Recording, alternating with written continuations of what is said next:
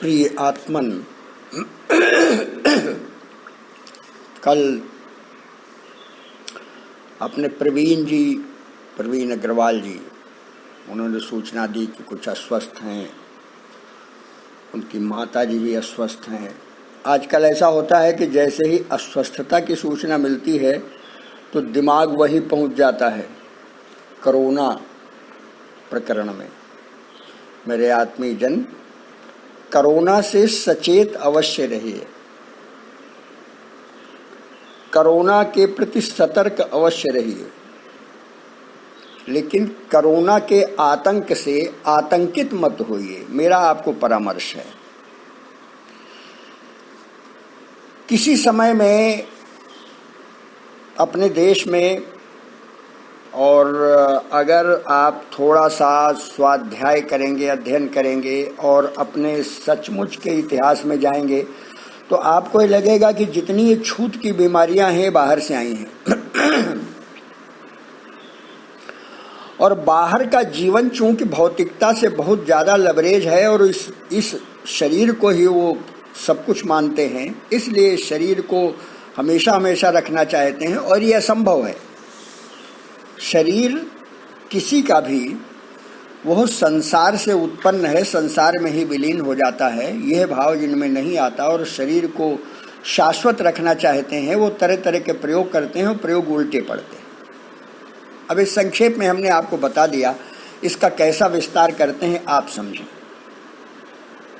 तो ये आपका कालरा है, ये डेंगू है, तो आज का है डेंगू और पहले का कालरा है, पहले प्लेग था और पहले ये टीबी थी जिसको ट्यूबरकुलोसिस कहते हैं।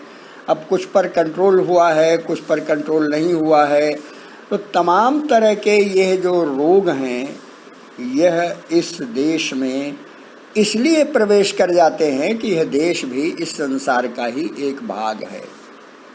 और मेरे आत्मीय जन, जब तक इस देश के निवासियों ने अपनी सात्विकता को पूरी तरह से अपने भीतर समाहित करके और अपने आचरणों को उत्कृष्ट बनाए रखा, तब तक यह रोग उनके पास फटकते नहीं रहे। शरीर जाते रहे, लेकिन शरीर जाते रहे, शरीर आते रहे, लेकिन ऐसा नहीं रहा कि नहीं साहब रोग इतना व्याप्त हो गया है कि सारा जीवन ही अस्त व्यस्त हो गया। तो ये मैं इसलिए आपको बता रहा हूँ कि अपनी परंपरा के प्रति अगर थोड़ी देर भी आपका विश्वास, अपनी यह जो संस्कृति है इसके प्रति आपका आत्मबोध जागृत होता रहेगा, तो हम समझते हैं कि आपको एक इस कराल काल में भी ऐसी शक्ति मिलती रहेगी कि आप अपनी उस शक्ति से ही इसको पराभूत करते रहेंगे। और ये मैंने इसलिए माध्यम बनाया अपने प्रवीण जी को, उनको भी बताया, डॉक्टर प्रवीण सारस्वत को भी बताया कि इनकी हिम्मत बंधाइए। बुखार आता है, जाता है, और उसके बाद आप दवाई लें, आप प्रसन्न रहें। और एक बात देखिए, ऐसा है कि शरीर के प्रति अनुरक्ति तो सबको होती है, लेकिन शरीर के प्रति अनुरक्ति उसी प्रकार की होनी चाहिए जैसे माँ अपने बेटे के प्रति अनुरक्ति करती है, लेकिन बेटे के कल्याण के लिए कभी कभी उस बेटे को कौन सा खाना लेना, कौन सा व्यवहार करना, यह ताड़ना देकर भी बताती है। इसलिए हमारे एक संघ के कार्यकर्ता थे, वो कहते थे शरीर तो श्रीमान है, इसको आप सुविधाएं देते रहिए तो फिर हिलेगा नहीं, और अगर इस शरीर को थोड़ा सा आप संचालित करते रहेंगे तो ये आपका अच्छा सेवक बना रहेगा। तो मेरे आत्मीयजन, मेरे मन में ये भाव आया, और ये सबके लिए लागू होता है, सबके लिए लागू होता है। और ये मैं आपको अपने भाव शब्दों के माध्यम से ही संप्रेषित कर सकता हूँ, बाकी आपके साथ बैठकर और आपकी सेवा सहायता करने की परिस्थिति नहीं है। इसके बाद आज जो मेरे मन में कई एक भाव आए और मैं आकस्मिक रूप से पुस्तकों को खोल लेता हूँ, और क्या लीला है, क्या अद्भुत ये परिस्थितियाँ हैं, क्या परमात्मा की कृपा है कि कोई कभी गीता से, कोई कभी किसी से आज भक्तमाल खुल गई। और विद्यापति के बारे में मैंने बहुत पहले सुना था, और बहुत पहले कब सुना था, मैं 8वीं कक्षा में पढ़ता था एक गांव के स्कूल में। तो हमारे एक प्रधानाचार्य थे, उन्होंने एक तरह से वो स्कूल खोला था या उस स्कूल पर कब्जा किया था, एक क्या किया था मुझे नहीं मालूम, लेकिन जगह जगह जैसे हमारे पिताजी के पास भी आए, इनको भी भेजो वहाँ, इनको भी भेजो, तो बच्चों को इकट्ठा करके ले जाते थे। हम 4 लड़के यहाँ से इस गांव से जाते थे पैदल करीब 4 किलोमीटर। रास्ते में कुछ वैसा भी पड़ता था, नदी भी हल्की सी पड़ती थी उसको। वो बड़ी कथा बड़ी रोचक भी है और कहने से कोई उसका आनंद मिल सकता है, लेकिन समय व्यर्थ होगा। तो वहाँ मैं पढ़ता था, तो उन्होंने जीवनी लिखाई सूरदास की। अब आप देखिए कि उन्होंने, अब बाद में जब मैं पढ़ा तो मैंने देखा कि ये तो उनके आचार्य रामचंद्र शुक्ल की वो जो त्रिवेणी है उसमें उन्होंने सूर, तुलसी और जायसी के ऊपर लिखा है। तो वो सूर में उनका एक पूरा अंश का अंश वो याद करके या किताब से देखकर वो उन्होंने लिखाया, हमने लिख लिया। जयदेव की देववाणी की स्निग्ध पीयूष धारा जो काल की कठोरता में दब गई थी, अवकाश पाते ही अवकाश पाते ही लोक भाषा में परिणित होकर मिथिला की अमराइयों में जाने क्या क्या, फिर उसी में है जो आगे चलकर विद्यापति के कोकिल कंठ से प्रकट हुई। अब विद्यापति का नाम आया। अब मैं उस समय विद्यापति जानता नहीं था, लेकिन विद्यापति। फिर उसके बाद दिनकर को पढ़ा, ओरी उदास गंडकी बताकर विद्यापति के गान कहाँ। तो विद्यापति के प्रति कुछ लगा हुआ, कुछ उनका जीवन मिला। विद्यापति एक बड़े उच्च कोटि के भक्त थे और सहृदय कवि थे। उनका जो परिवार था वो बिहार में उस समय के हिंदूपति महाराज शिव सिंह के पूर्वजों के कृपा पात्र थे, महाराज शिव सिंह। और उस समय के जो राजा महाराजा होते थे, कवियों का सम्मान करना, ज्योतिषियों का, ज्योतिर्विदों का, उनके नवरत्नों में विद्वान लोग, सदाचारी और श्रेष्ठ लोग रहते थे और उनका बड़ा सम्मान होता था।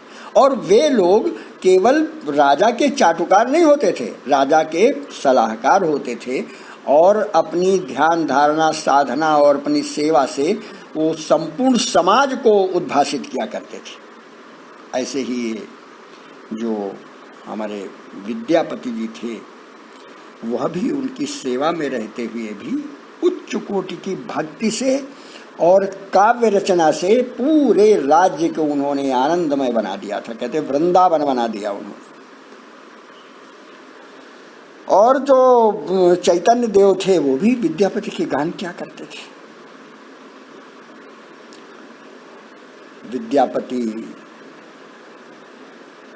मिथिला में, मैथिल भाषा में, मिली जुली भाषा है, बड़ी मोहक है मैथिली। तो कहते हैं कि इतने भक्त थे कि वो आता है उनके पदों में, उगना मोर कते गेला।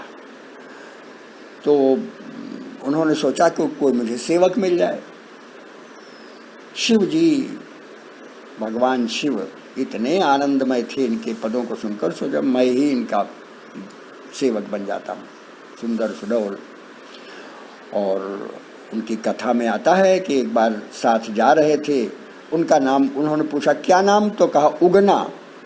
शिव जी ने अपना नाम बता दिया, उगना। तो कहा उगना मुझे प्यास लगी, जरा चले जाओ पानी ले आओ। और तो साक्षात शिव ही थे, रूप धारण किए थे।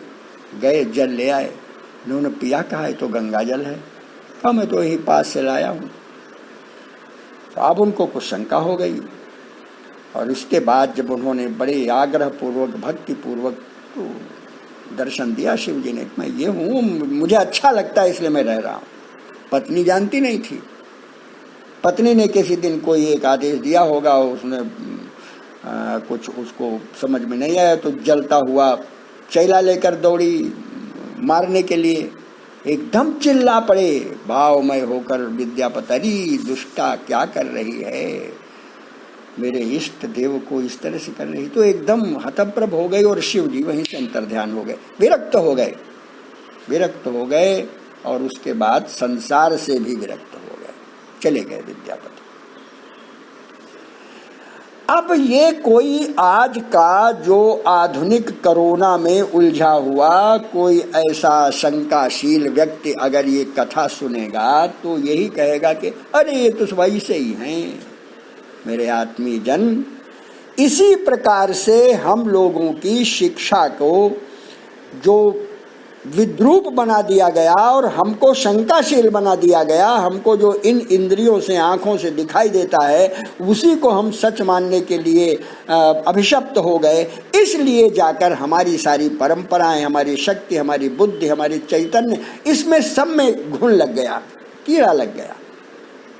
और इसीलिए हमारे भीतर का सात्विक भाव सचमुच में फलीभूत नहीं होता। सात्विकता आती है, सांकेतिक मात्र से आती है। हम काम भी करते हैं, कभी यज्ञ करते हैं, कभी हवन करते हैं, कभी पूजन करते हैं, कभी अध्ययन करते हैं, कभी भाषण देते हैं, कभी कविता सुनाते हैं, कुछ भी करते हैं आप लोग, हम लोग सब, लेकिन किसी के प्रति समर्पण का भाव नहीं। मैं प्रायः कहा करता था, मेरे मन में आता था मैं वही बोल देता था। मैं कहता था कि लोग कहते हैं कि ध्यान में रखो कि हम तुमको आईएएस बनना है, ध्यान में रखो तुमको वैज्ञानिक बनना है। हमने कहा जब ध्यान में रखोगे हमको आईएएस बनना है, हमको वैज्ञानिक बनना है, और जो पन्ना पढ़ रहे उस पर तुम्हारा ध्यान ही नहीं, तो तुम जिंदगी में कभी नहीं बन पाओगे। इसलिए जहां वर्तमान में है, अब मैं बोल रहा हूं तो मेरा पूरा ध्यान मेरे इस भावों पर रहना चाहिए, बजाय इसके कि उसमें क्या पढ़ा था, उसमें क्या पढ़ा था, उसमें क्या पढ़ा था।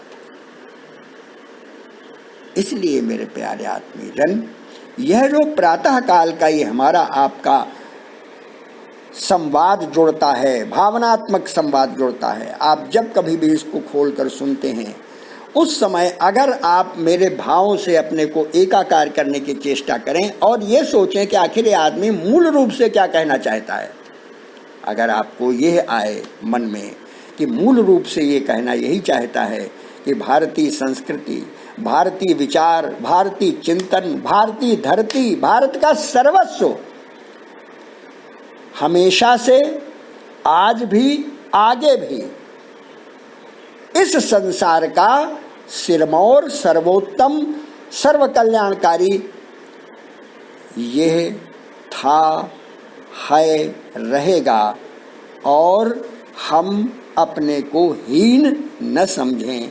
साहब इतने सितरे तक हम गुलाम रहे, बेवकूफ़ी की जो चर्चा है, अपनी सारी क्षमताओं को ऐसे गंदगी में फेंक दे तो सोचना चाहिए कि खुद ही नरक में जाने की तैयारी कर रहा है। अब आप इसकी जो सुनते होंगे और जो उसके समर्थक नौकरियों के होंगे, जो प्राइवेटाइजेशन को अपने लिए एक वो का, अरे भाई प्राइवेटाइजेशन क्या है, हमारी समझ में नहीं आता आप लोग क्या सोचा करते हैं। आप अपने आत्मस्थ होकर कभी अपने अंदर की शक्ति बुद्धि को पहचाने तो आपको लगेगा कि मैं सब प्रकार से सर्वतंत्र स्वतंत्र एक ऐसा व्यक्तित्व हूँ कि मैं कुछ भी कर सकता हूँ, और इसको उदाहरण मिलते हैं। अब मैं दिशा मेरी दूसरी तरफ जा रही, कहाँ विद्यापति से प्रारंभ किया, प्राइवेटाइजेशन में पहुँच गया। ये सब इसलिए होता है कि मैं तमाम प्रकार के आपकी इन भावों और भाषाओं और विचारों, इनको एकदम से इकट्ठा कर लेता हूँ तो कभी कभी बहक जाता हूँ। इसलिए मेरे प्यारे आत्मीय जन, वही मूल सिद्धांत, उठो जागो और लक्ष्य प्राप्ति तक रुको मत। और लक्ष्य क्या है? लक्ष्य क्या है कि लक्ष्य ये है कि हम जिस प्रकार से अपने लिए सुख सुविधा संतोष यह सब प्राप्त करना चाहते हैं, वह संपूर्ण समाज के लिए प्राप्त कराने की एक भावना लेकर इस सेवा भाव से आगे बढ़ें और बेफिक्र होकर आगे बढ़ें, सचेत सतर्क रहते हुए भी, आत्मस्थ होकर के नहीं। हम परमात्मा का अंश हैं, जब तक उन्होंने भेजा है हमको काम करने के लिए तब तक हम करते रहेंगे और हम सफल भी होंगे। बहुत बहुत आशीष, धन्यवाद।